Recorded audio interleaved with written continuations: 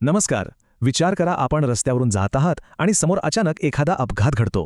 त्या पहिल्या काही गोंधळाच्या क्षणांमध्ये काय करायला हवं? आज आपण याच महत्त्वाच्या विषयावर बोलणार आहोत. कारण योग्य वेळी केलेली एक छोटीशी कृती सुद्धा एखाद्याचा जीव वाचवू शकते. चला स्वतःला या परिस्थितीत ठेवून पाहूया. समोर अपघात झाला आहे, लोक जखमी अवस्थेत आहेत. अशा वेळी नक्की काय कराल? ही एक अशी परिस्थिती आहे जिथे आपली प्रतिक्रिया खरंच खूप महत्त्वाची ठरते. ठीक आहे, तर सगळ्यात पहिली आणि सगळ्यात महत्त्वाची गोष्ट म्हणजे शांत राहणं. गोंधळून किंवा घाबरून गेल्यास आपण नीट विचार करू शकत नाही. शांत डोक्यानेच आपण योग्य निर्णय घेऊ शकतो आणि प्रभावीपणे मदत करू शकतो. त्यामुळे एक मोठा श्वास घ्या आणि परिस्थितीचा शांतपणे आढावा घ्या. आता येते कृतीची वेळ. आपलं पहिलं प्राधान्य काय असायला हवं? 2 गोष्टी कधीही विसरायच्या नाहीत. एक म्हणजे स्वतःची सुरक्षा आणि दुसरं म्हणजे तात्काळ मदतीसाठी संपर्क साधणं. हे वाक्य अगदी मनात कोरून ठेवा. इतरांना मदत करण्याच्या उत्साहात स्वतःला धोक्यात घालणं अजिबात योग्य नाही. कारण जर मदत करणारी व्यक्ती जखमी झाली तर मग ती कोणालाच मदत करू शकणार नाही. त्यामुळे सगळ्यात आधी स्वतःच्या सुरक्षेची खात्री करा. अपघात स्थळी धावत जाण्याआधी आजूबाजूला एक नजर टाका. रस्त्यावरची वाहतूक कशी आहे? गाडीतून धूर येतोय का? किंवा आग लागण्याची शक्यता आहे का? पेट्रोल किंवा डिझेल तर गळत नाहीये ना? जवळपास विजेच्या तारा तुटून पडल्या आहेत का? हे सगळे धोके तपासूनच पुढे जायचं.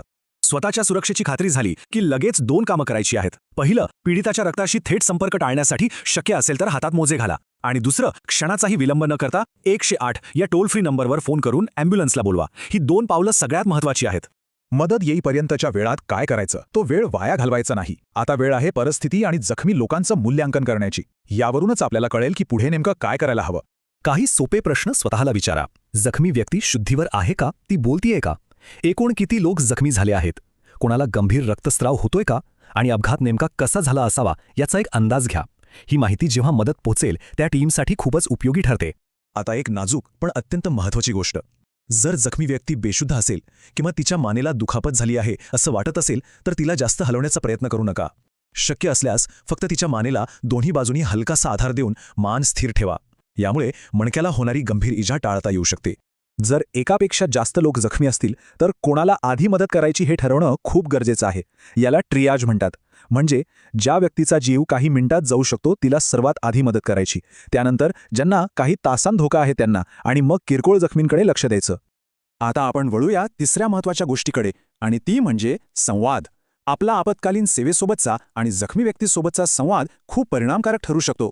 108 वर फोन केल्यावर शांतपणे आणि स्पष्टपणे माहिती द्या. तुमचं नाव, अपघाताचं अचूक ठिकाण, जवळपासची एखादी ओळखण्यासारखी खूण, नेमकं काय घडलं आहे, किती लोक जखमी आहेत आणि परिस्थिती किती गंभीर आहे हे सगळं सांगा. या माहितीमुळे मदत लवकर आणि योग्य प्रकारे पोहोचते. आता जखमी व्यक्तीशी बोलताना काय काळजी घ्यायची ते पाहू. त्यांच्याशी अगदी शांतपणे आणि धीराने बोला. त्यांना मानसिक आधार द्या. काही होत नाही, मदत येतेच आहे असं सांगा. त्यांच्याशी वाद घालू नका किंवा त्यांना दोष देऊ नका. तुमचं नम्र बोलणं त्या व्यक्तीसाठी खूप मोठा आधार ठरू शकतो. आतापर्यंत आपण काय करायचं हे पाहिलं, पण हे सगळं इतकं महत्त्वाचं का आहे? आपली एक कृती एवढा मोठा फरक का घडवू शकते? चला यामागची आकडेवारी आणि कारणं समजून घेऊया. अपघातात होणाऱ्या मृत्यूंचा अभ्यास केला तर असे दिसतं की साधारण 25% मृत्यू जागेवरच होतात आणि 20% मृत्यू रुग्णालयात उपचारादरम्यान होतात.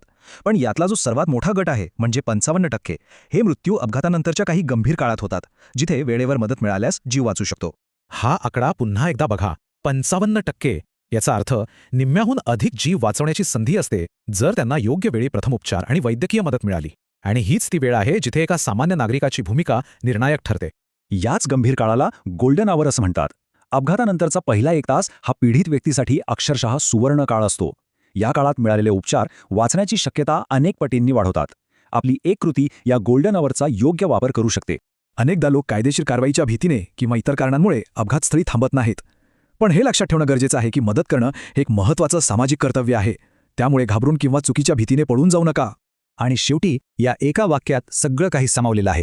स्वतःला सुरक्षित ठेवा आणि मग न घाबरता पुढे येऊन मदत करा. तुमची एक छोटीशी विचारपूर्वक केलेली कृती कोणासाठी तरी जीवनदान ठरू शकते. लक्षात ठेवा, आपण सगळे मिळून एक मोठा बदल घडवू शकतो. रस्ता सुरक्षाविषयी माहिती वाचा, बघा आणि सुरक्षित प्रवास करा. धन्यवाद.